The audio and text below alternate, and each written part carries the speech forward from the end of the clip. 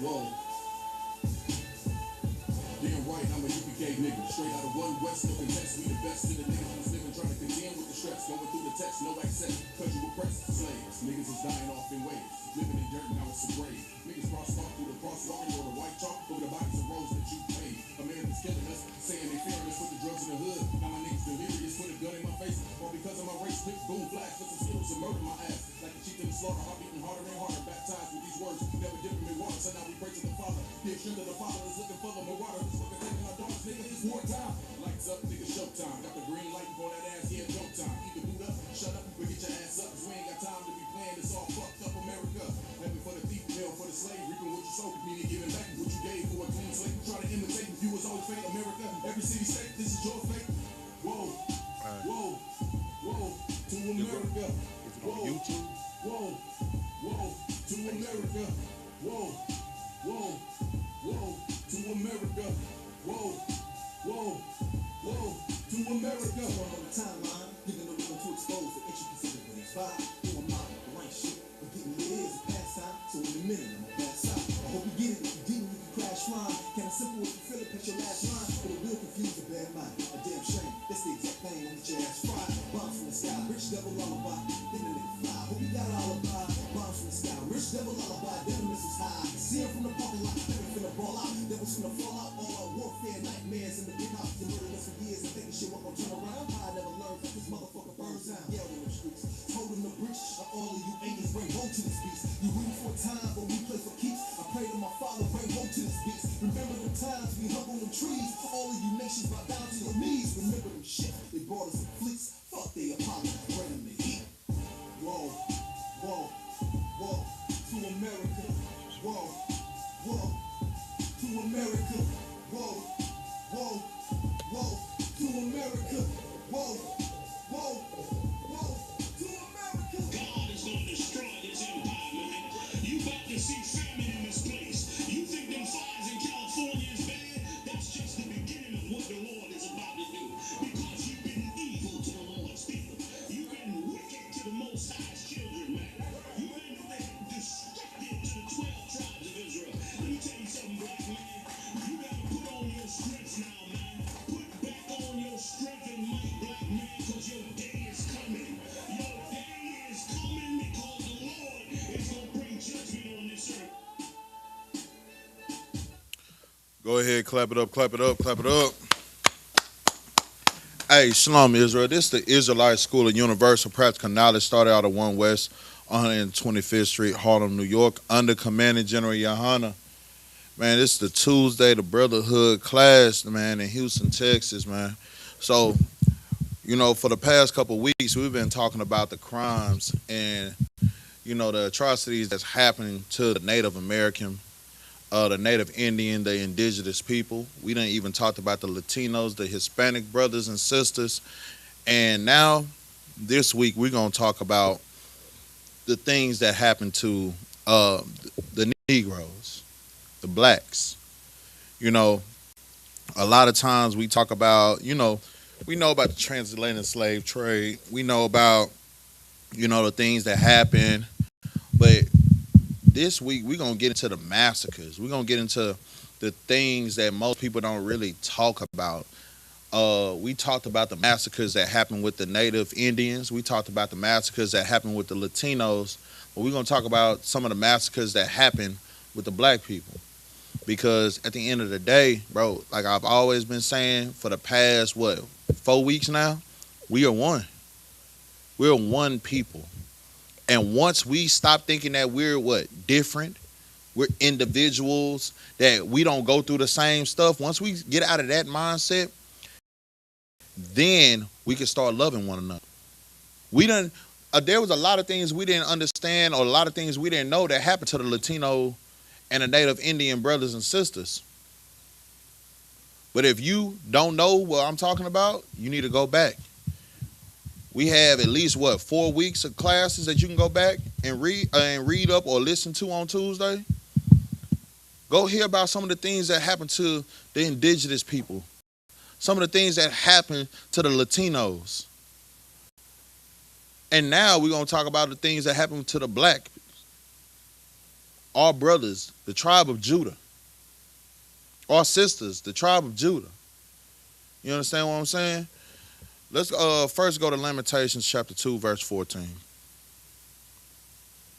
Because this right here is going to let you know that we could have avoided a lot of things. But see, the reason why we're dealing with all this stuff is because of our religious leaders. It's because of the people that we put all our trust in when we should have never trusted them from the beginning. Go ahead. Come. This is the book of Lamentations, chapter 2, verse 14. Yeah. Thy prophets have seen vain and foolish things for thee, and they have not discovered thine iniquity. Keep going. Thy captivity. Understand this, man. If blacks, Hispanics, and Native Indians, if we would have known that all the things that we are doing right now are the reason why we're in captivity, do you think that we would keep doing it? See, all these prophets that you put on pedestals, all these prophets that you put on high, see, they have seen the vain and foolish things that you are doing, but you know what they're doing? They're doing the work of their father, the devil. They're doing the works of their fathers, the oppressor. See, they have seen the things that you are doing. And what are they doing?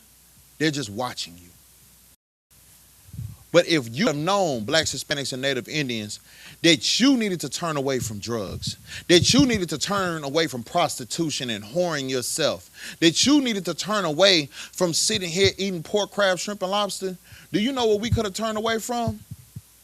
We could have turned away from captivity. Keep reading. What else does it say? But have seen for thee false burdens and causes of banishment.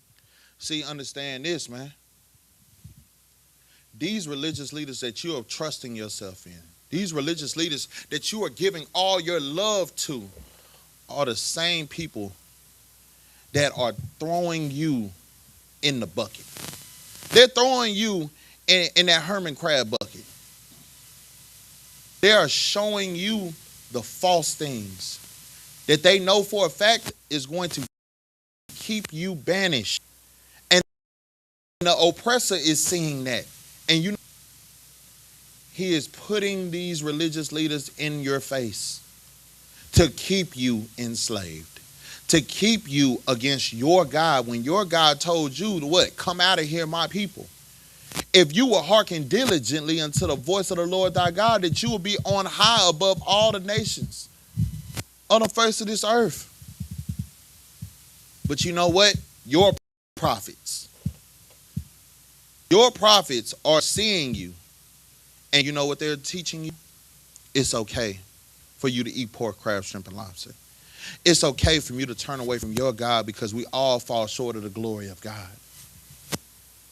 And these are the reasons why, you know, the Martin Luther Kings, see, the Jesse Jacksons, see, the Catholic priests that you want to sit here and go to, see, these priests and prophets that you call, you know what they do?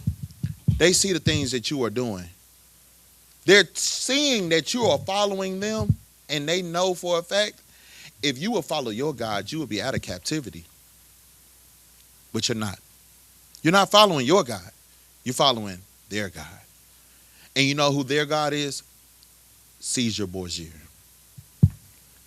Brother, you had something? Go ahead. Sir. What you saying is heavy out of one. I just want to add to it.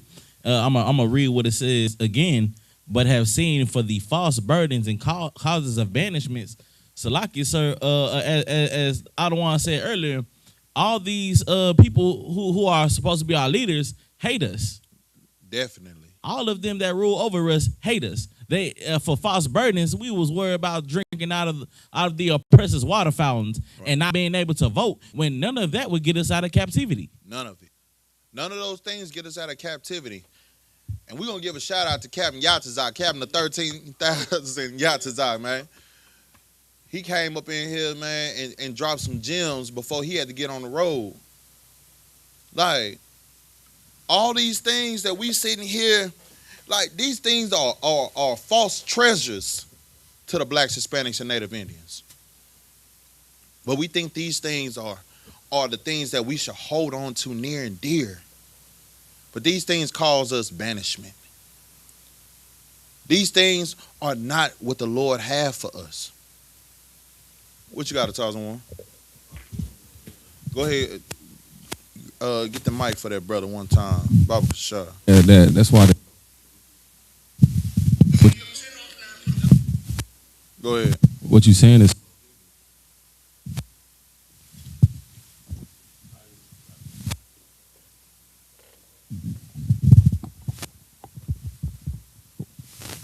Testing 1 2 1 2. Yeah, you good? Yeah, what you saying is so heavy, sir, because the scriptures say, "Envy not the oppressor and choose none of his ways." Right. But they choose, you know what I'm saying, to choose the enemy's ways instead of choosing the Lord's ways. Brother, you know what the craziest thing is about our people? The 12 tribes of Israel. They think that choosing the oppressor's ways is choosing the Lord's way. That's what we have been trained to think now by these religious leaders. We think choosing the oppressor's ways and the things that he has going on is choosing the Lord's way. When you don't understand that the Bible says, envy thou not the oppressor and choose none of his ways. See, the Lord never wanted us to be drug addicts. The Lord never wanted us to be hand in hand with these other nations besides the 12 tribes of Israel. The Lord never wanted us to eat pork, crab, shrimp, lobster, catfish, crawfish, and all these other things. The Lord wanted us to be set apart. Why do you think the Lord called us holy? The definition of holy is to be set apart and to be separate. To be a peculiar people. He said that you are a royal priesthood, a chosen generation, a peculiar people. But you know what we're settling for right now in this world that we're living in? What John Legend said, we just ordinary people. We don't know which way to go. That's what we're settling for. When the Lord never wanted us to settle in the first place. What you got, you grown? Go ahead. So like, if I may, sir, Go ahead. we settled for integration. Yeah. When segregation was the most powerful thing for us at the time because it meant that we had to be together. Brother. But they made it a point to have us integrate with everybody, and you know what that caused? That caused a collapse of our whatever, our status. Yeah. That caused us to fall more as a people. That was strategic. Yeah. That was integration was warfare. Brother, everything against the blacks, Hispanics, and Native Indians was strategic warfare. These things that happened against our people, it wasn't just a coincidence. These things wasn't just something that they just thought out of nowhere.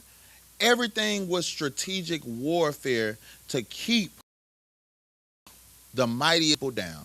Not because we were mighty in numbers, but because the Lord made us mightier than them naturally. Hey, brother, we're going to go ahead and get into the massacres. I know I went ahead and sent you all the criteria and all the material that you'll need for this. If you don't mind, Baba Kasha, let's go ahead and get into the things that I sent you about the massacres that happened between the black. Come on, sir. And if I could, before you go into that, man, I just want y'all to understand this. Blacks, Hispanics, and Native Indians, the oppressor is looking at you, and not only is he looking at you, he is laughing at you. Right. If we go into Lamentations, go back to Lamentations real quick. Go to verse 15. Verse 15. Come, this is the book of Lamentations, chapter 2, verse 15. Mm-hmm. All that pass by clap their hands at thee. They hiss and wag their head at the daughter of Jerusalem, Keep going. saying, "Is this the city that men call the perfection of beauty?" Understand this. Keep going. Go ahead, read the rest of it, brother. I'll get into it after you read the rest. Go ahead. The joy of the whole earth. Look, understand this, man. You have oppressors looking at you right now like, hey, psst, psst. Do you see these? Do you see them? Do you see these blacks, Hispanics, and Native Indians? Do you see that they out here on these stripper poles? Do you see they out here on Bissonnette and Plainfield selling their box? Do you see that they out here drug dealers? Do you see that they're out here drug users and drug addicts and crackheads and dope fiends? Do you see them? Man, look at them. Man, this is who the Lord chose?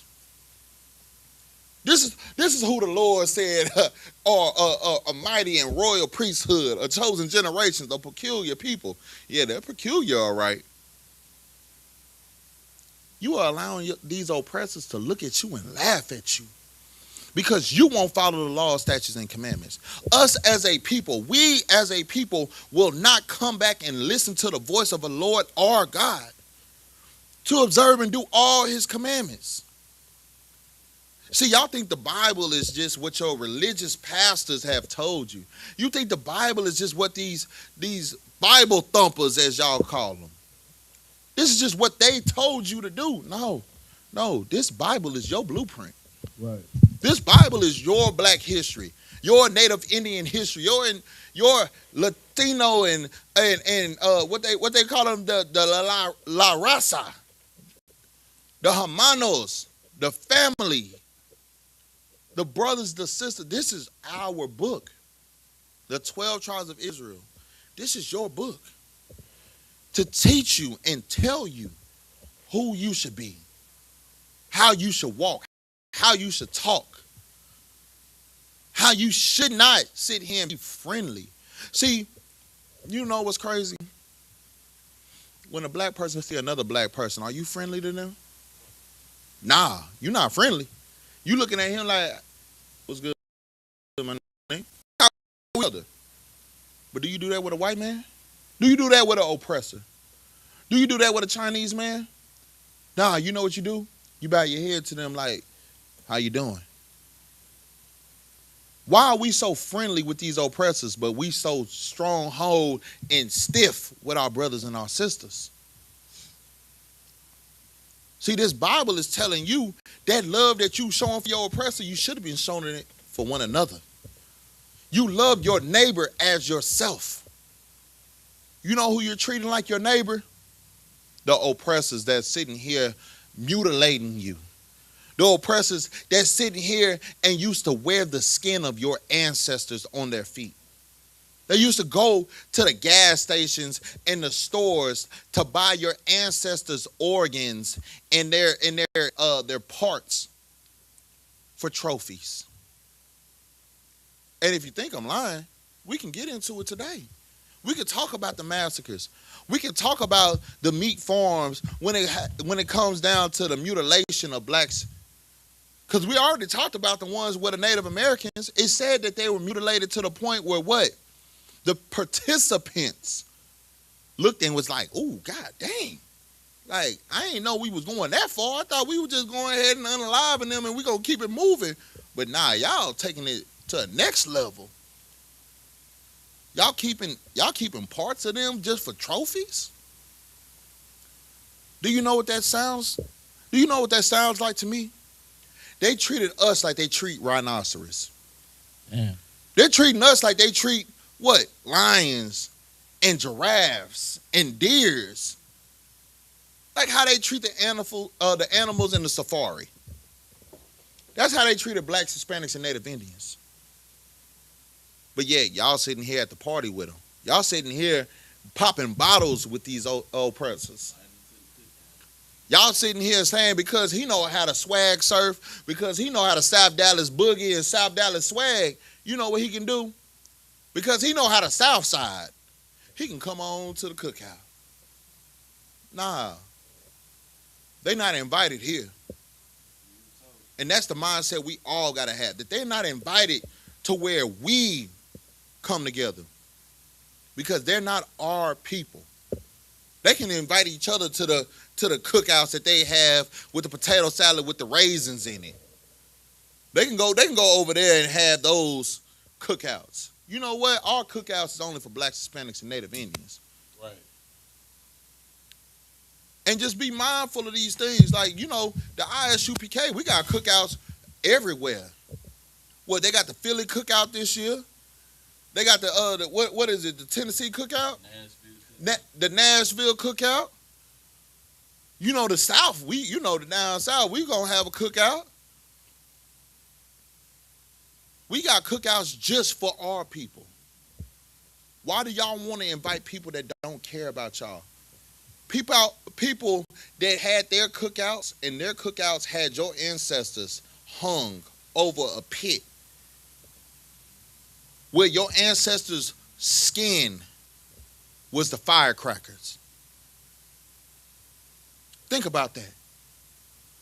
The popping that you normally hear, that popping was your ancestors. That was your great-great-grandfather or great-great-grandmother's skin popping over a fire while they sitting here taking photographs of it. But you want to invite them to yours. Something that's just for you. Go ahead, brother. Let's go ahead and get into these massacres that happened with the Negroes, brother. Come. Black History Massacres. United States Slavery Era and Early America. The New York Slave Revolt of 1712. After enslaved black people, many black people were executed brutally by colonial authorities. Let's go ahead and get into it, brother. Come. New York Slave Revolt of 1712. The New York Slave Revolt of 1712 was an early organized uprising of enslaved black people against colonial authorities in New York City, occurring in April 6th. On April 6th, 1712, it reflected the growing resistance to slavery in the northern colonies and led to harsh legal and social repercussions for the city's black population. Go to the backgrounds. What else is it say? Come. This is the backgrounds. Matter of fact, go to key facts real quick. We ain't gonna skip over that. Let's go ahead and get it. Come. Key facts. The date was April 6th, 1712. In the year 1712. Location: New York City, province of New York. Participants: enslaved black people, some indigenous allies. Casualties: 9 whites killed, about 70 black people arrested. Executions: 27 enslaved rebels executed. Understand this massacre right here, this New York City slave revolt. This is already talking about your people. Not only is it black people, but what else did it say, brother? Didn't it say indigenous? Sir, it said indigenous allies. See, blacks, Hispanics, and Native Indians, understand, we've been together longer than what you think. See, we always want to sit here and say, you know what, we'll sit this one out. But if you look at 1712, April 6, 1712, it seemed like blacks, Hispanics, and Native Indians, we wasn't sitting nothing out because we were all one. Why do you think in the book of Zephaniah chapter 2 verse 1, it says, gather yourselves together, yea, gather together, O nation that's not desired. Right. See, we were not desired in this land. You see, right here, it lets you know. We were together. Not as people that were separate, but as one. Because the same way that black people were being unalived, the Native Indians were being unalived too. Right. The Gadites were being unalived as well. Brother, what you had? I know you had something, brother. Go ahead, get in with it. Oh yeah, so like if I may, it said about 70 were arrested and 27 were executed. But you know, dealing with the oppressor, we understand that the numbers are always far more than what they put on paper. Brother, whatever the numbers that they put on paper, go ahead and triple that. If not triple that, quadruple that. You know, you might as well put 10 times that. Because they're never going to let you know the true numbers because they didn't keep count of how many people that they unalive and mutilated and taken from them homes and sent to different places and sent in cages. They're not going to keep number of that. Why? What if they say that a non-oppressor was what, 3/5 of a man? They didn't even count you as a full man. So why do you think that they are going to keep count of how many that they unalived and how many that they sat here and put in prison or put in jail? You think they're really keeping count of that? They don't care. Brother, let's keep reading. What else we got? This is the background. All right. By the early 18th century, New York City, which had one of the largest enslaved populations in the British North American colonies, harsh labor conditions and restrictive laws fueled resentment among enslaved black people. The result was influenced by black. It's like Take your time, brother. it says a word they. Take your time. All right, concert. By African-born individuals who had prior experience with warfare or rebellion before enslavement. Keep going. Let's go to the uprising. The uprising. Late on April 6, 1712, a group of 24 enslaved black people set fire to a building near the northern edge of the city. Understand this, man. Our people were tired. Our people were tired of being what? It says what? Enslaved. So they're trying to fight. See, our people have always been fighters, so they're trying to fight. They're trying to get out of being enslaved. Because like I said, we already know about the transatlantic slave trade and all these other things. But these people, our brothers and sisters were what? They were trying to get out. And it said that they did what? Set fire to a building near the north edge of the city. Keep reading. Come. As white colonists came to extinguish the blaze, the rebels attacked them with guns, hatchets, and knives, killing several. The city's militia quickly suppressed the uprising, capturing most participants within hours. See, our people were like, you know what? Let's try to fight this.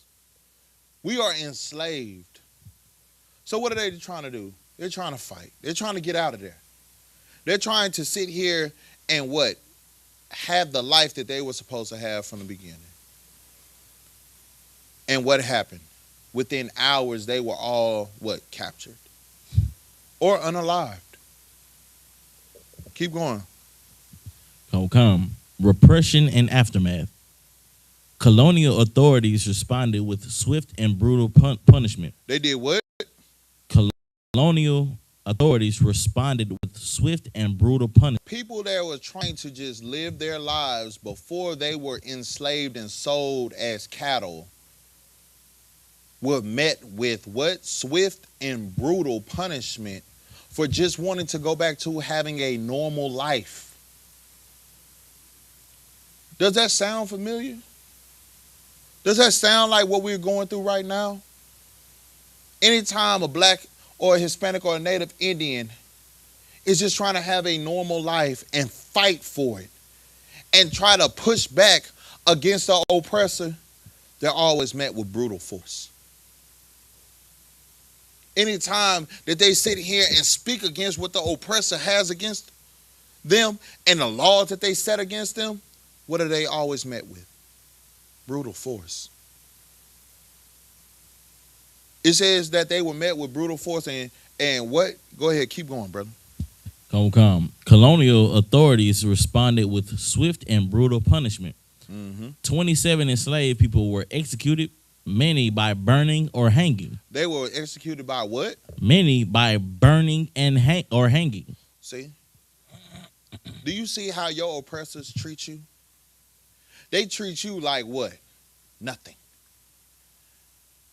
What you got, brother? Go ahead. So like if I may, we got punished for, an appropriate response. Imagine you being kidnapped and forced to work against your will. What would you do? Exactly.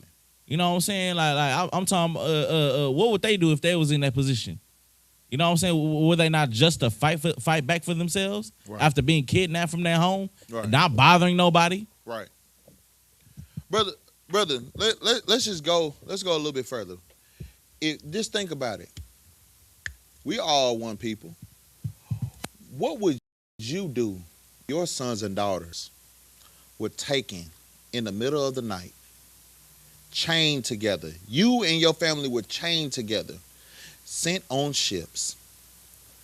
I'm talking about women while you're on your cycle. You don't have no tampons, no diapers, no Depends, no pads, no nothing. Y'all are sent on ships, barely being fed, to be sold, some as a family, some to be apart. And then you're getting whipped because you're not picking cotton fast enough. You're not tilling the land of these people that took you from your original land. What would you do? What would you do as a man to have to wait at the side of master's crib for your wife to come out to clean her out because she has been sodomized by your oppressor?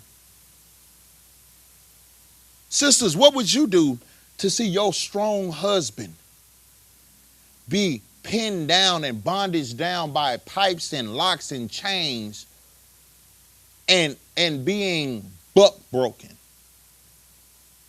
What would you end up doing?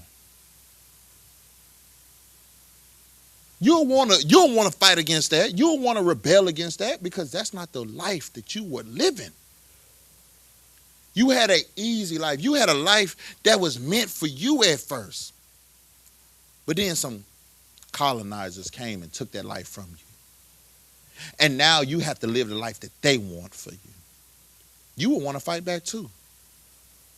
But when you decide to fight back, what do they meet you with? They meet you with what? Hangings and burnings. People being unalive, people being mutilated, chopped up in body pieces. And then you're seeing your husband roped up with all that wood underneath him and a blaze of fire being set underneath him. And you can hear the screams. This is what they did to Native Americans, the Native Indians, the indigenous people. This is what they did to the Latinos. This is what they did to the blacks. You had something, brother? You ain't got nothing? What you got? What you got, you growing? So like if I may imagine getting punished for self-defense. Brother, imagine being punished just because you just want to live a life that was the life you was living before. You're forcing me to live a different life of oppression. But I'm telling you, I just want to live the life that I've been living, which was following the laws, statutes, and commandments. See, if we would just follow the laws, statutes, and commandments, we wouldn't have to worry about this. But we're not. Our people decided to follow these other gods. That's why we have people in the Nation of Islam and what else? The Catholic Church, the Christian Church. We have people that the Moorish. Instead of following the laws, statutes, and commandments in the King James 16:11. Go ahead, brother. So like I said, that's why that scripture that you pulled earlier, Lamentations 2:14, is so important. You know what I'm saying? Because they gave us all of these, and now we're led by leaders that hate us, that lead us into destruction. They lead us into what? Into destruction. Go ahead, brother. Keep going. You like, brother, you saying something heavy. Everything that we are dealing with right now is because of the leaders that we chose. See, I'm going to just be real with you. Y'all chose Martin Luther King. Y'all chose him. Mr. I have a dream that one day black man and white man and black girl and white girl will all be joined together and hold hands and say, free at last, free at last. Thank God Almighty, we are free at last. Were we ever free? I think we were freer when we didn't follow Martin Luther King. Martin Luther King been against us. You want to know why Martin Luther King said he wanted little white girls and little black girls and little black boys and white boys together, hands in hand? Because he wanted to be called that nigga tonight when he had that threesome with them heathens. I don't know if a lot of y'all saw it, but you know Martin Luther King did an interview after that I Have a Dream speech, right? And he said we are a long ways from what he saw. And he fears that the dream he once had has turned into a nightmare. I know for a fact I ain't the only one that saw that. Am I the only one that saw that interview? That interview was on YouTube. I pray y'all sit here and actually go look at that interview. He said the dream that I once had has turned into a nightmare. And he feels like he led his people into a burning bush. And they are far from the dream that he had. Because the dream he had from the beginning was a nightmare. What you got, brother? So like if I may, so I got Deuteronomy chapter 13, verse 1 right here. Is that the I had dream, brother? Go ahead. One of them. Go ahead, brother. If there arise among you a prophet or a dreamer of dreams, and giveth thee a sign or a wonder. Verse 2, and the sign or wonder come to pass, whereof he spake unto thee, saying, let us go after other gods, which thou hast not known, and let us serve them. Look, brother, let me tell you something. You got to watch out for these dreamers. You got to watch out for the people that says, I have a dream. You got to watch out for them. Because you know what dream they are sitting here and telling you? He's leading you into a nightmare. See, this dream, it's not really a dream of your people, being prosperous.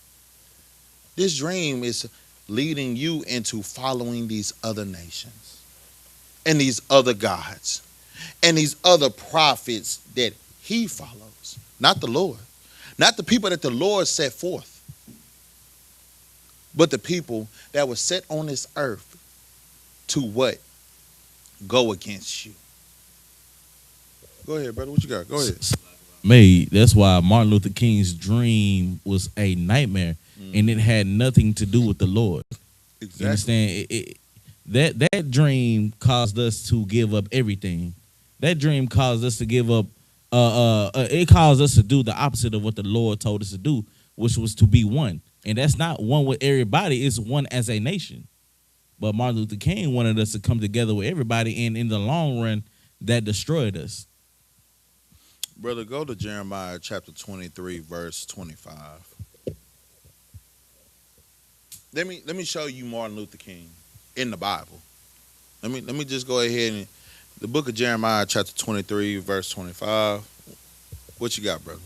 Look, the book of Jeremiah chapter 23, verse 25. I have heard what the prophets said, that prophesy lies in my name. See, this is about Martin Luther King. This is about Jesse Jackson. This is about your religious leaders and your religious pastors and your Catholic priests and your NOIs and the Assalamu alaikum assalam people. It says that they have did what? They had that prophesy lies in my name, saying, I have dreamed. That I have what? I have dreamed. Keep going. No, go down to 26. What verse 26. How long shall this be in the heart of the prophets that prophesy lies? Look, understand this, man. How long are we going to sit here and listen to these people? You see these false prophets saying, I have dreams. I have dreams. Look, the Lord gave me a dream last night, and the dream that he gave me is that we need to be one.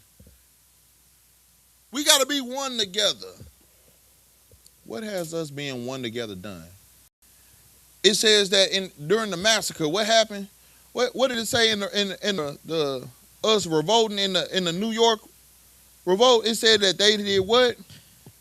The colonial authorities responded with swift and brutal punishment. See, this dream that Martin Luther King had. See, I guess the Edomites didn't hear about this dream. Keep going. 27 enslaved people were executed, many by burning or hanging. They said 27 were what?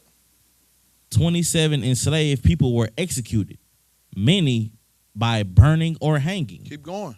The event prompted the New York lawmakers to enact even stricter slave codes, severely limiting the rights of both enslaved and free black residents and intensifying surveillance and control. Go to the Stono Rebellion. Okay. Go ahead. This is the Stono Rebellion, one of the largest slave uprisings in colonial colonial America. Many enslaved black people were killed in the aftermath. Keep going. The Stono Rebellion was a major slave uprising that took place on September 9th, 1739, near the Stono River, about 20 miles southwest of Charleston, South Carolina, led by an enslaved man by the name Jimmy, also called Cato. The revolt was one of the largest organized insurrections by enslaved black people in the British mainland colonies before the American Revolution. Understand this, man. Black people, we tried. Our black people, they tried to revolt. They tried to have their rebellion. And you know what happened every time we tried to rebel? Because we didn't do it with the Lord. We didn't do it the way that we were supposed to because we were already under the captivity of our oppressors. Massacres. Keep reading. Go ahead and go to the uprising. What does it say in the uprising? Come. Early on Sunday morning, roughly 20 enslaved men broke into Hutchinson's store at Stono Bridge, seized firearms, and killed the shopkeepers. Keep going. Many south toward Spanish Florida, they waved banners, beat drums, and shouted liberty. As they advanced, others joined, swelling the numbers to about 60. The rebels killed more than 20 white residents before being intercepted that afternoon. Understand this, man. Again, this is showing another set of people trying to fight for freedom out of being enslaved by what? Oppressors. See, are these people that are causing problems, or are these people trying to fight for things and fight for freedom after it was stripped from them? Like all the times that we go through all these stories that happen with the Latinos, the Native Indians, and even the blacks. Like, is this us starting the fight? Are we picking fights?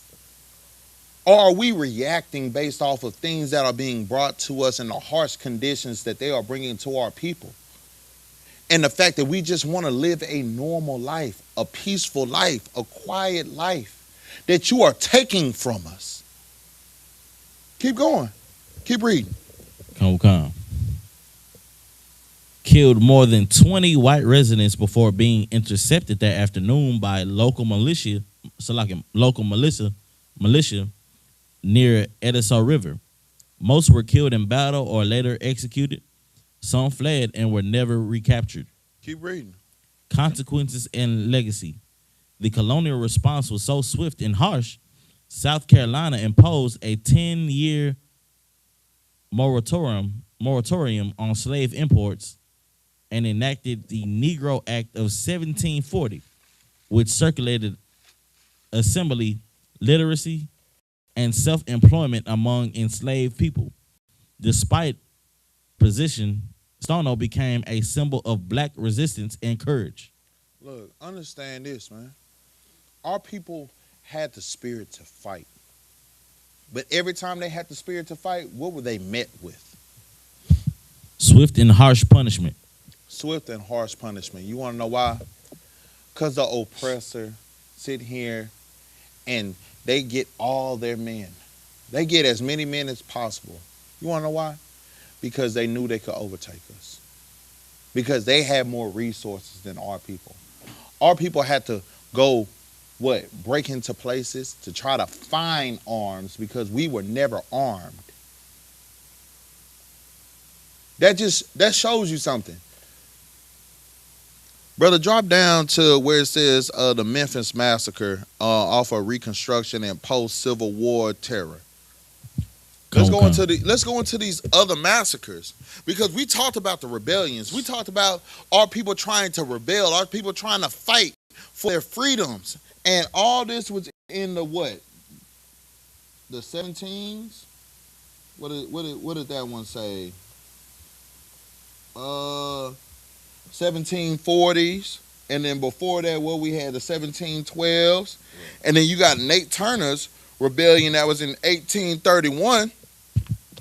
Let's go into the massacres that occurred, because they don't want you to even think for a fact or for a second that you can stand up to them. Go ahead and go. Come. The Memphis Massacre of 1866. Mm-hmm. The Memphis Massacre of 1866 was a violent racial attack that occurred from May 1st to 3rd, 1866 in Memphis, Tennessee. White mobs, many of them policemen and former Confederates, assaulted, murdered, and terrorized newly freed African Americans, including discharged black Union soldiers, in one of the first large-scale racial massacres of the Reconstitution era. Understand this, man. Around this time, because this said what? Post-Civil War terrors, right? After the Civil War, they had a massacre. And it was called the Memphis Massacre from, what was it? May 1st to the 3rd, where policemen, and it said also who else? Former Confederates. Not only did they assaulted, they unalived and terrorized newly freed black people. See, this is your oppressor at its finest. See, y'all know how y'all sit here and be saying, like, let's go, let it go.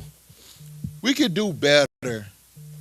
We don't have to sit here and keep dealing with these things. We don't have to sit here and keep living this. No, you need to live this. You need to understand that these are the things that sat here and was brought to you. These are the things that was brought to your ancestors. In 1866, they had a massacre in Memphis, Tennessee. And the massacre in Memphis, Tennessee was against your people. Keep going. Come. Background. Following the American Civil War, Memphis's black population swelled to over 20,000. Many settling near Fort Pickering for safety and work. Tensions simmered between black veterans of the United States colored troops and the predominantly Irish white police force, who resented the soldiers, uniforms, and new freedoms. On May 1st, an altercation between them escalated into mob violence. Look, go ahead, brother. I'm gonna let you go first. Go ahead, brother. It's all good. It's good. Go ahead. But don't they like to say that the Irish were enslaved? Brother, you want to make sure you said it before me, didn't you? I ain't mad at you, brother. I ain't mad. But bro, this is to let you know. So we can fight their wars. See if they got some other batteries or any other batteries charging towards the back. We can fight in their wars, right? We can sit here and make sure that they make it home safely. But if we fight for our freedom, that's a problem. Now, you know what? Hey, brother, you can fight all you want to.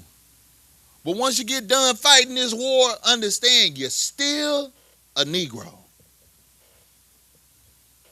You're still a cotton-picking, as they say, coon. Or a porch monkey. or a jigaboo.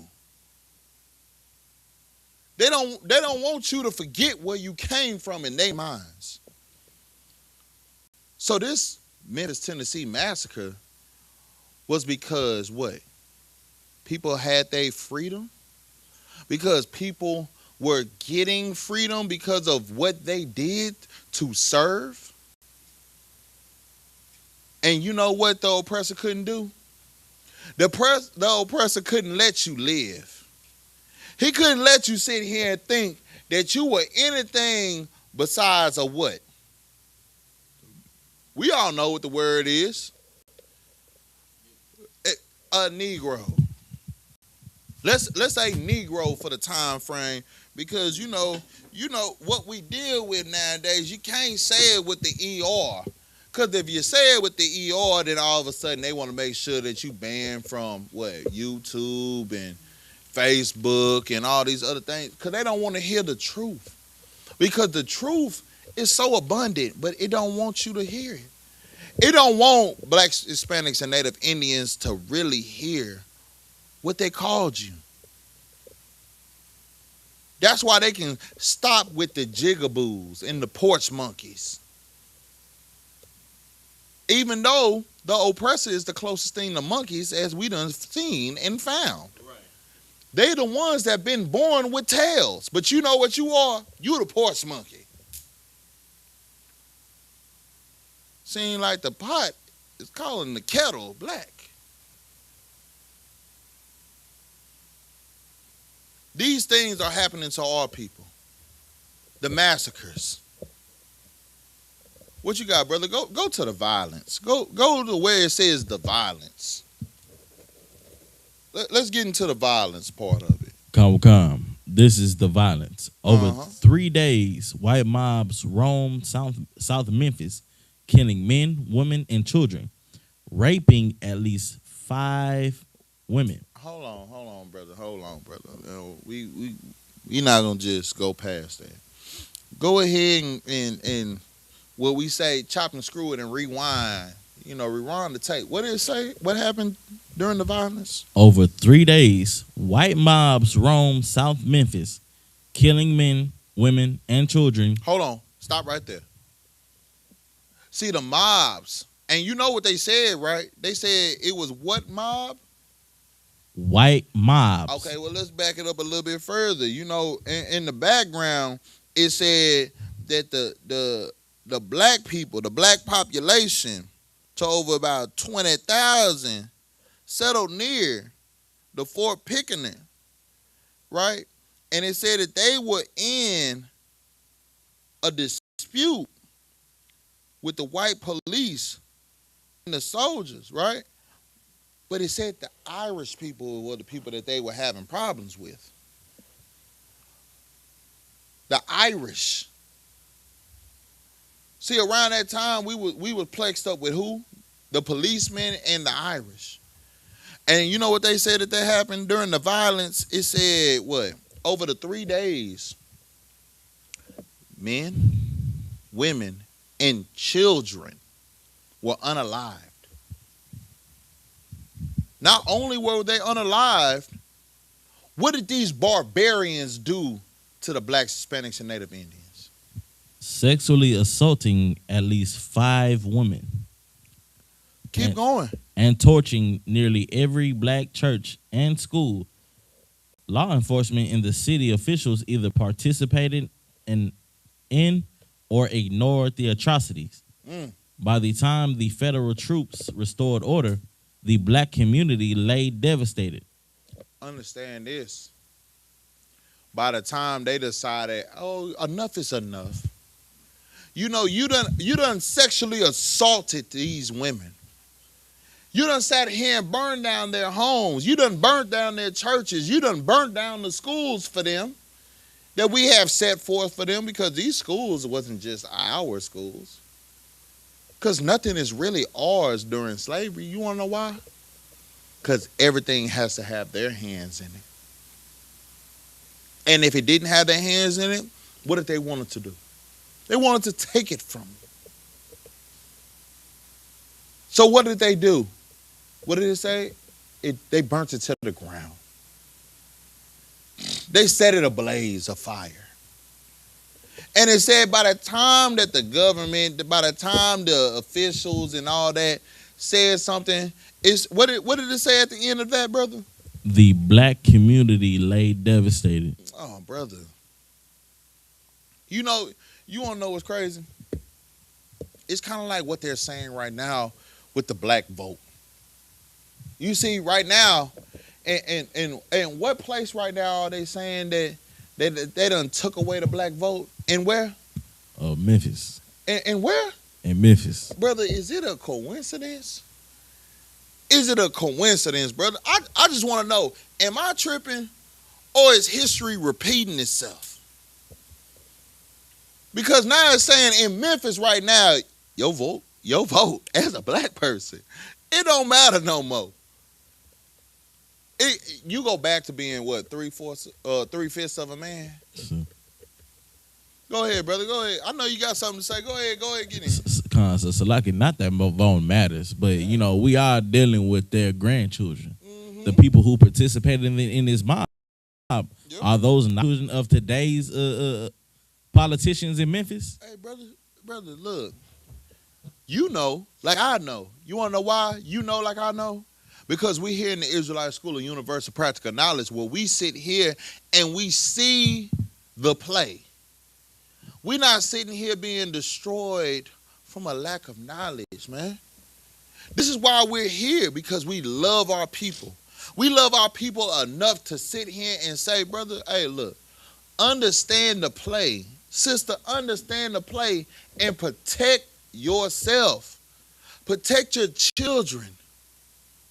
Teach your children what is really going on here. Stop putting that shade of ignorance over their eyes. This is the stuff that's happening to us, man. They're unaliving our people. They're sexually assaulting our people. They did it back then, and they're doing it now. You think there's a difference? Hey, Taza, do me a favor, brother. Hit the fan so that way we can. Your Grum, if you don't mind, Baba Shaw, go down to the New Orleans massacre. No, the fan right there. By the dolly. Flip that switch. Come on, sir. This is the New Orleans massacre of 1866. Mm-hmm. Right, same time. Uh-huh. I know it, brother. I know it. White supremacists attacked black citizens and political supporters during Reconstruction. New Orleans Massacre of 1866. The New Orleans Massacre of 1866 was a violent attack on African American Republicans as white allies in Louisiana during the early Reconstruction era. It occurred on July 30th, 1866, as a white mob comprising of ex-Confederates and local police assaulted a convention of delegates advocating for black suffrage. So we're talking about 2 months later. We're talking about 2 months later? Because in here, didn't it say May 1st through the 3rd? When it talked about the Memphis?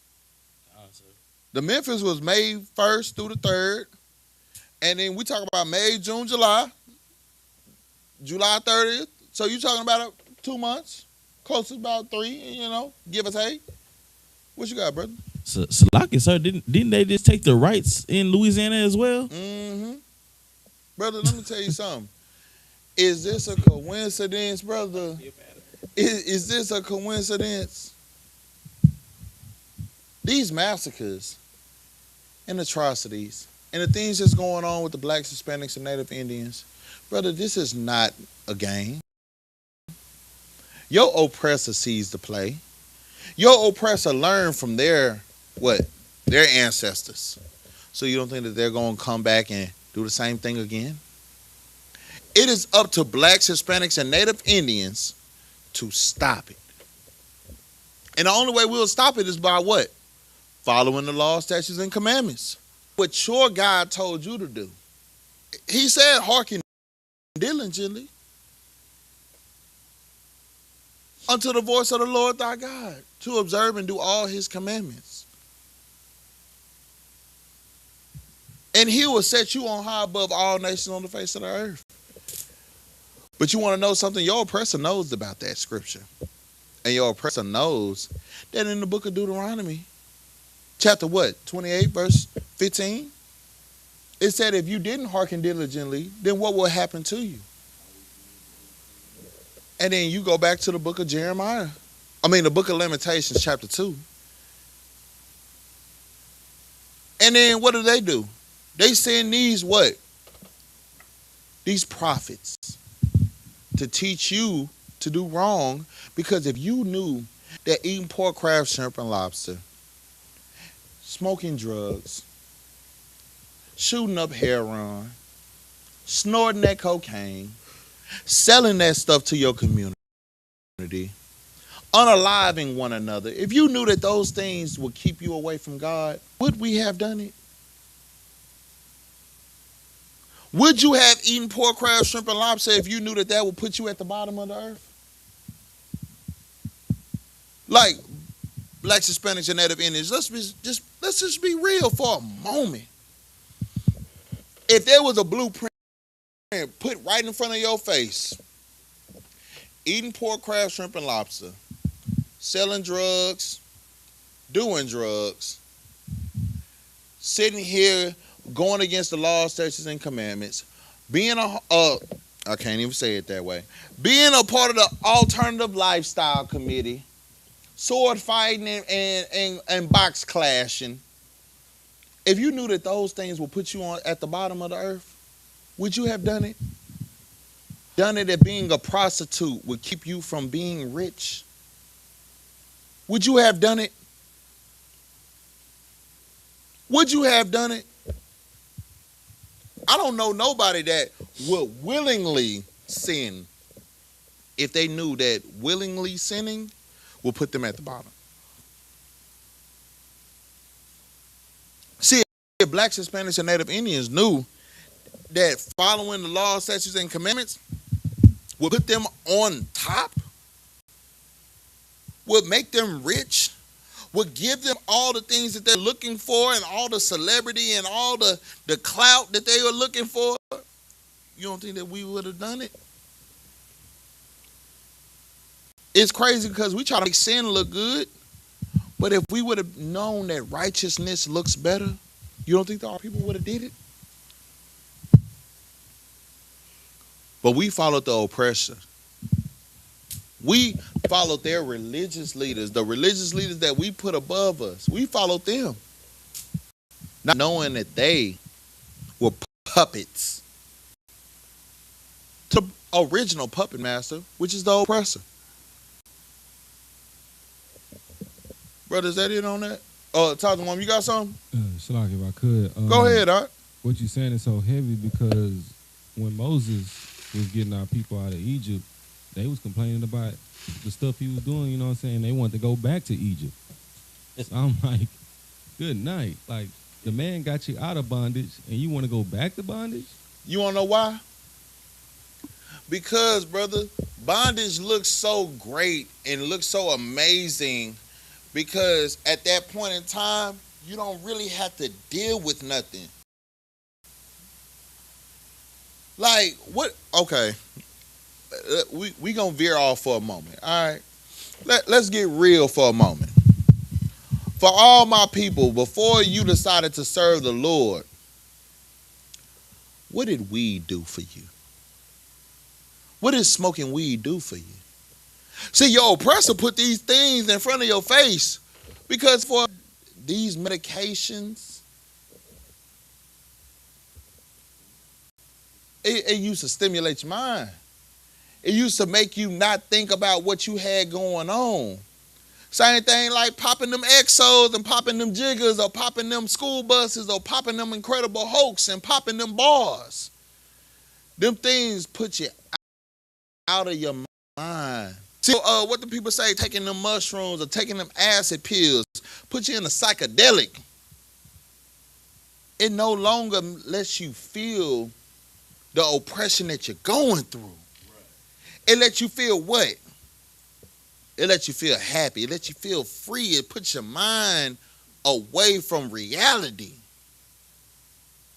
You don't see that as a trick?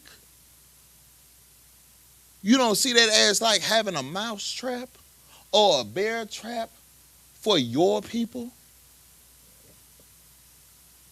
What you got, your girl? Come on. Salak, if I may, I just wanted to touch on what that brother said earlier about we wanted to go back to Egypt because what we didn't realize is that freedom costs. It what? It costs. Mm.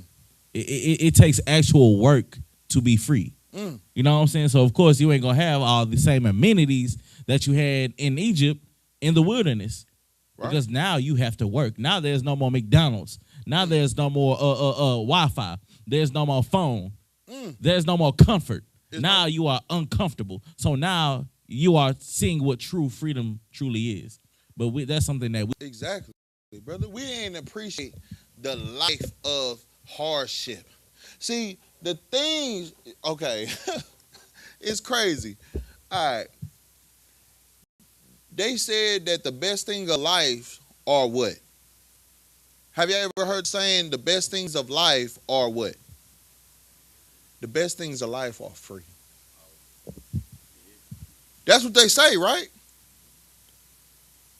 But they said to have a real good life, what do you have to do? You have to work for it, right? So what are the best things of life? If the best things of life are free, but to have the greatest things and to have the things that you really need will take you working for it. So what are the best things of life? Go, say it again. Get a sister a microphone real quick, because the sister tapped in. Sis, go ahead. What are the best things in life? If the best things in life are free, but if you want the best things for you, it has hard work to go with it. What are the best things in life? Okay. You know what's so easy to get right now?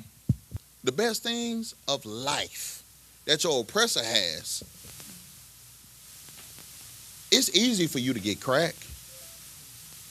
Do you know how many homeless people will beg for money just so that way they can get that next hit of crack? But and hold the sign to the T, I'm trying to tell you. But see, let me show y'all something else. Most of our people don't understand that saying. When it says the best thing of life are free, if we will come back to these laws, statutes, and commandments, you will understand to get knowledge, what is it? It's free. The only thing you got to do is tap into these classes and you'll see that the best things of life are free.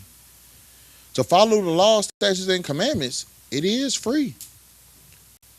To get into the Israelite School of Universal Practical Knowledge, it doesn't cost you nothing to get into this school. It doesn't cost you nothing to do your 90 days besides you changing your life.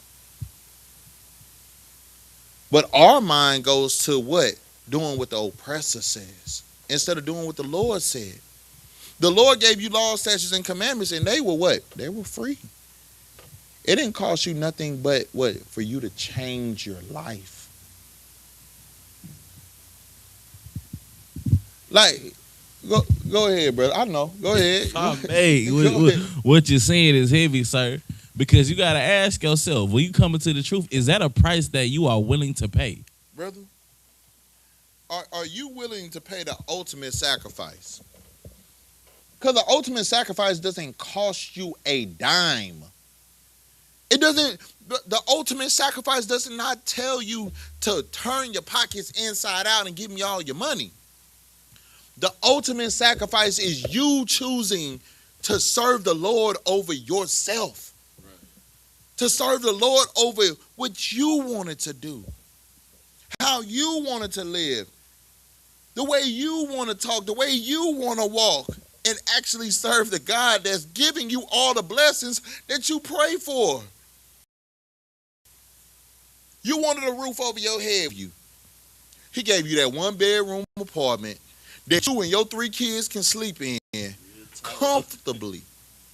But you know what you want? Instead of that 1-bedroom apartment, you want to get on that stripper pole and down. So that way you can go live in the high rises with the white folks and know for a fact every single day you got to deal with a white man doing like this up and down your crevices with $1 bill. See, the Lord gave you that 1-bedroom apartment for you and your 3 kids to stay in as a man. But you know what you rather had did? Look at the flick of the wrist. You rather made sure that man soft got rocked up and stay hard so that way you can serve it to your community for you to stay in them high rises. And now all of a sudden you got to deal with the police kicking down your doors and throwing your children on the floor with guns pointed to their head saying, get down on the ground. If you move, I'm going to shoot you. And your children looking for you to be their what?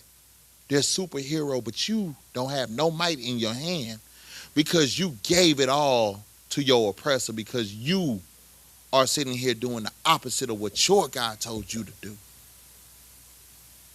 And you talking about the massacres?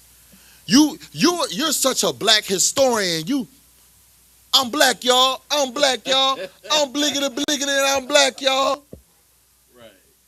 But yeah, your children on the ground with guns pointed to their heads because you want to sit here and look at the flick of the wrist.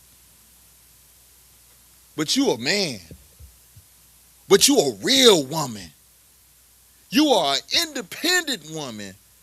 But yeah, you looking at master do like this up and down your box and sitting here doing this before they give you that one little dollar because that's how you make it through college.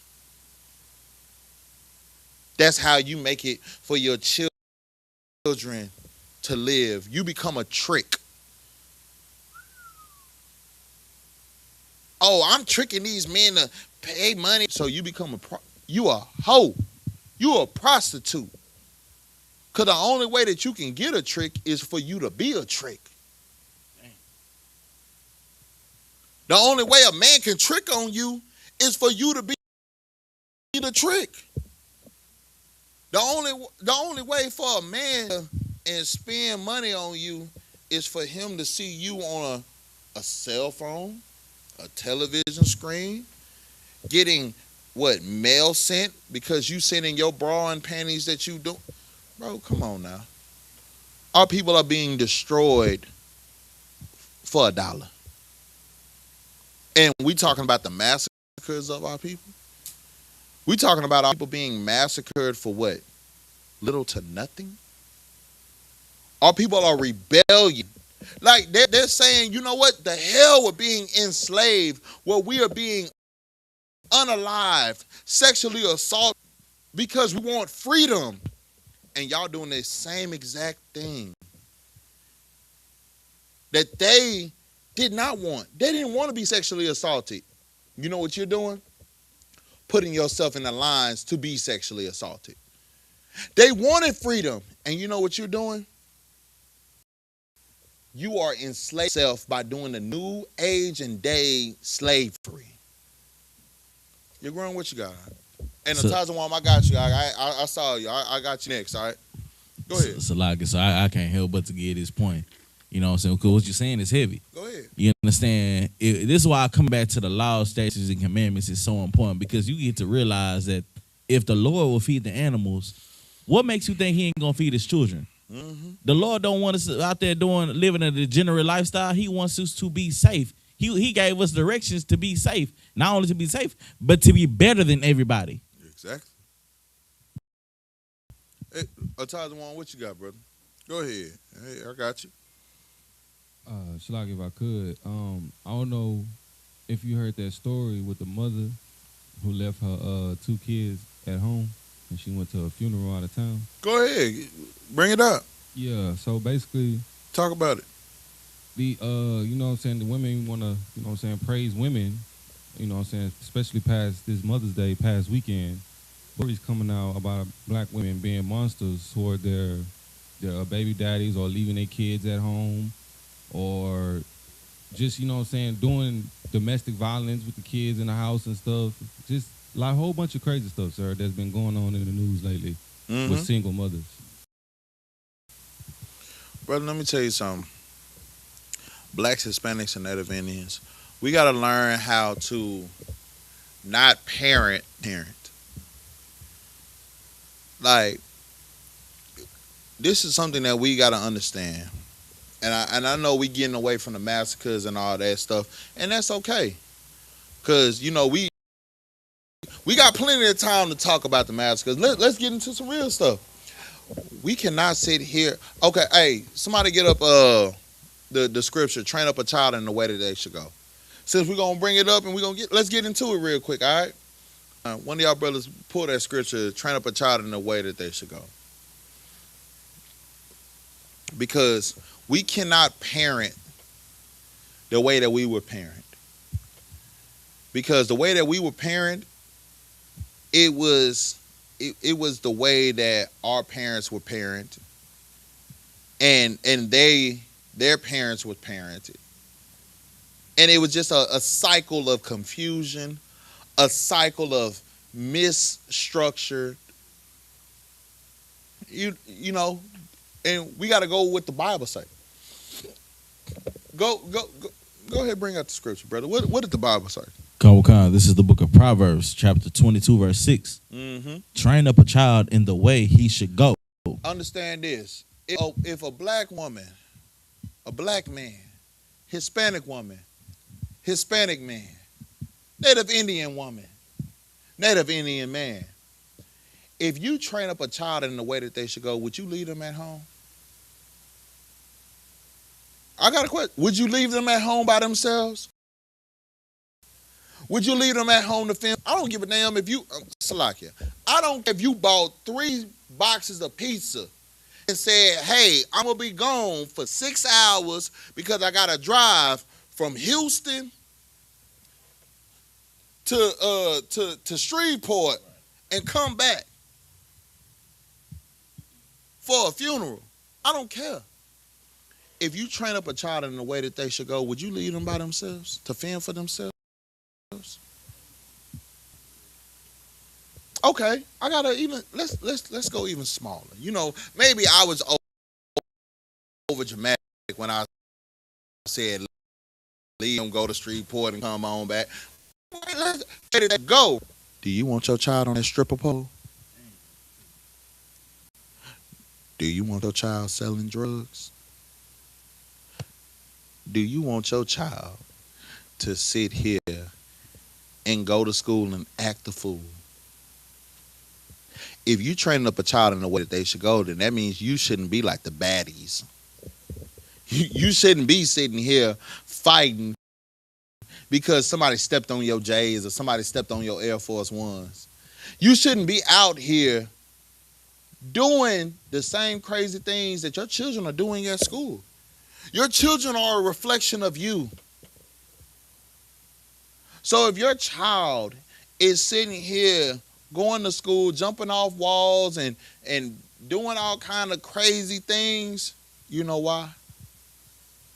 Because at home, that's what they're seeing you do. They're not seeing anything structured.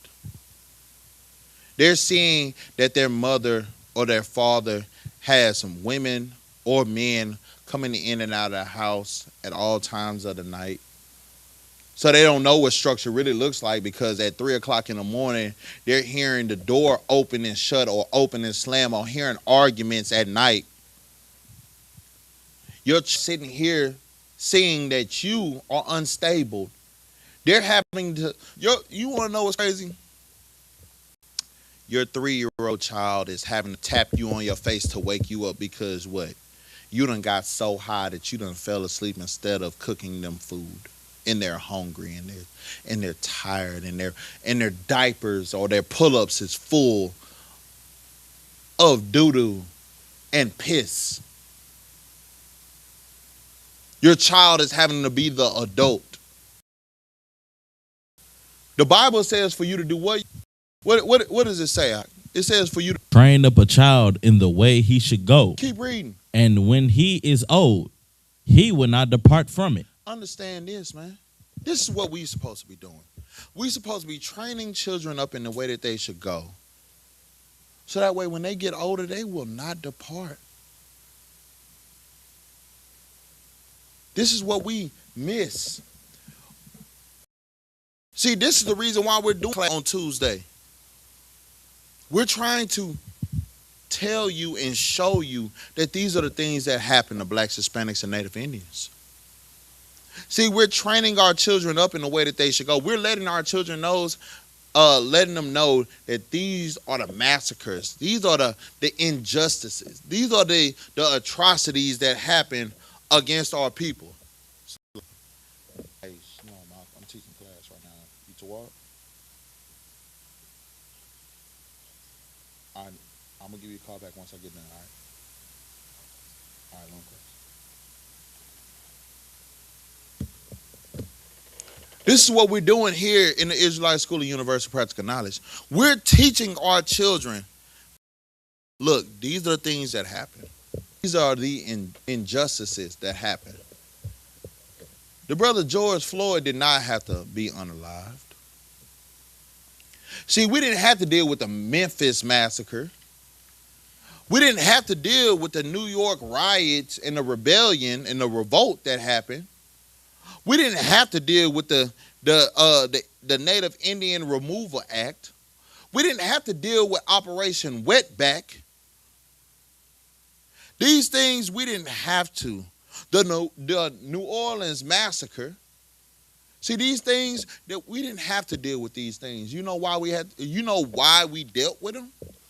We dealt with them because we didn't serve our God. We dealt with them because we would not do the simple thing. And the simple thing was to choose life over death. For some, it doesn't seem simple. But for those that read the scriptures, those that are hearing the knowledge, you understand this. It's life or death. Go to the book of Ecclesiasticus, chapter 2, and start at verse 1.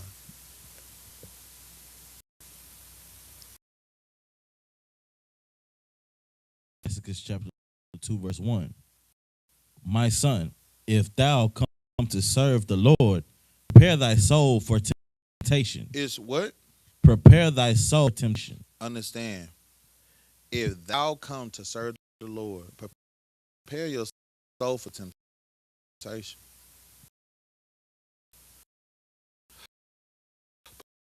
Prepare your soul for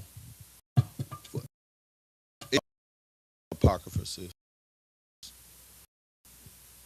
It's in a prepare your soul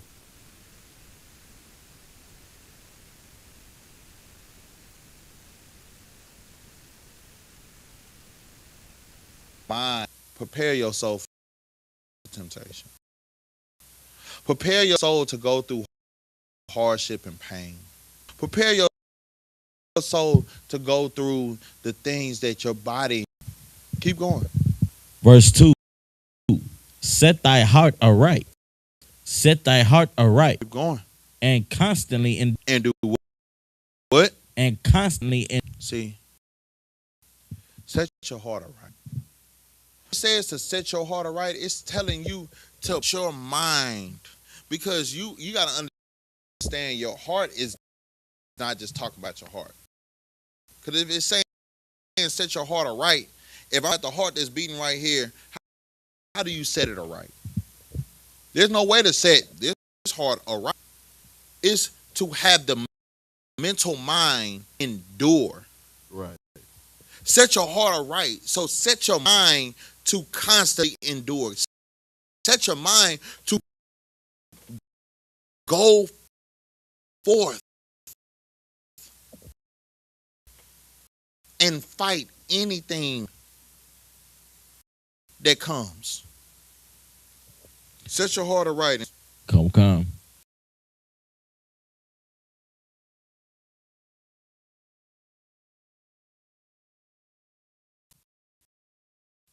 Verse 4.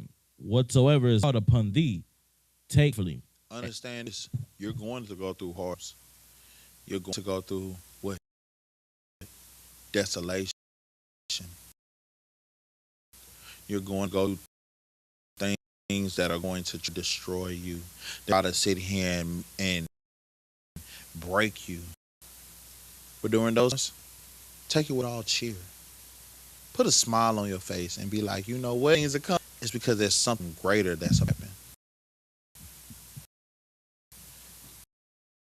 And the greatness that the Lord has for you through all this pain that you have to go through. Keep reading. And Low state. get that time you try to stand up, it seems like somebody right there to he in box. Hey, keep them hands up. Keep slipping.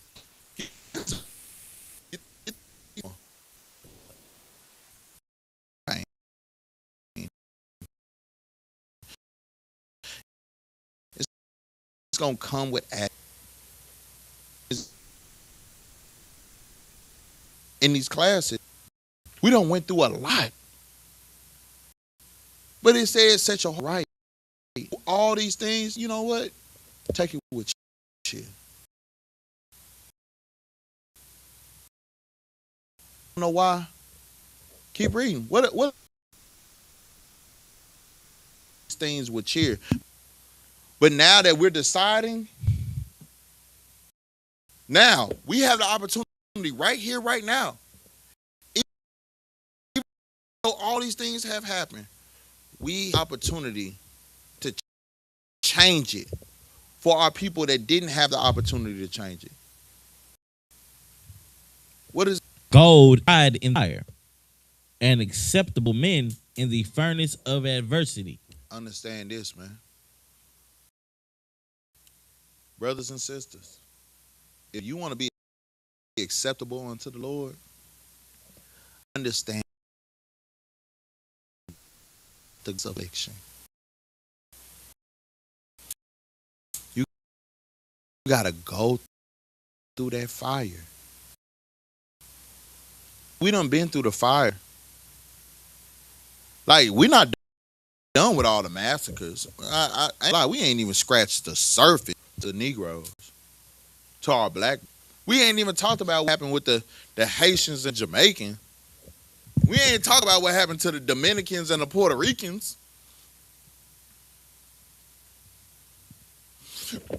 What you got to talk to one? If I could, a report just came out. Trump just said he doesn't care about Americans' financial well-being. He's more concerned about Iran. Your president, because he ain't my president, you know. If we talking about my president is the Most High God. My president is about blacks, Hispanics, and Native Indians, the 12 tribes of Israel. Right. Your president said he don't care about you. My president said, you know what, you got to go through the furnace of affliction to get to me. While you going through the furnace of affliction, dealing with these oppressors and all this oppression because you decided to disobey me, take it with all cheer. See, hey, you want to know what's crazy? Blacks, Hispanics, and Native Indians, we always look for the more gangster person to sit here and follow. Who more gangster? I don't care about what's going on. Only thing I care about is the war in Iran. Or the person that sat here and say, you know why you going through all this? Because you ain't listened to me. So now you got to go through the fire to get to me. So what are you going to do? You gonna be man enough? You gonna be man enough to stand with me, or you gonna be a coward and go run back to your oppressor that don't care nothing about you?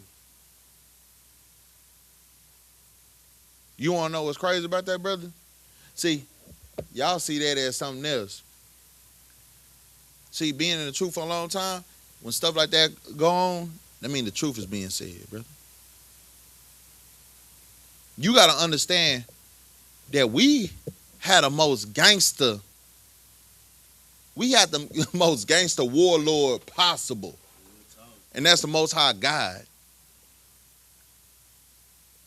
All this stuff that we dealing with is because we have been disobedient. Next week, we're going to get into more massacres. And we're going to get into more atrocities that happen against the blacks, Hispanics, and Native Indians. And with that, we're going to say Imagine, which means to stand. We're going to say Sar, which means to face the east. We're going to say the Lord's Prayer in the Hebrew, then in English. Abanawa, Shabbat Shemayim, Kodash, Hayah, Shemka, Yahweh, Malakwaka, Taba'ah, Ratazayka, Hayah, Asha, Barataza, Kawa, Hayah, Bashamayim, Natatanawa, Lakam, Ka, Yawam, Wasalaknawa, Kawa Watnawa, Kasalaknawa, Kaba Watnawa, Wala'ah, Tabayainawa, Banasaya 1, Abal, Hayashanawa, Mayan, Ra, Kaya, Laka, Hamalakwat, Wahala, Wahatapara, La'awalamyam, Aman, in the English, Our Father, which art in heaven, hallowed be thy name. Thy kingdom come, thy will be done, on earth as it is in heaven. Give us this day our daily bread, and forgive us our debts, as we forgive our debtors. And lead us not into temptation, but deliver us from evil.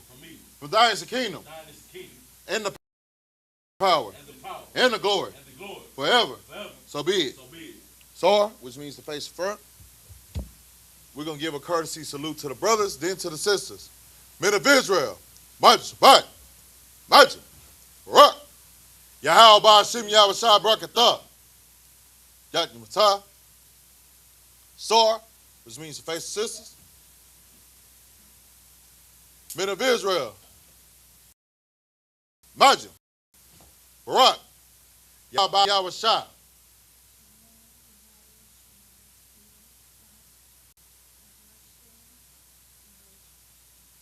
Yat Matah, class dismissed. Most High in Christ says, Most High in Christ.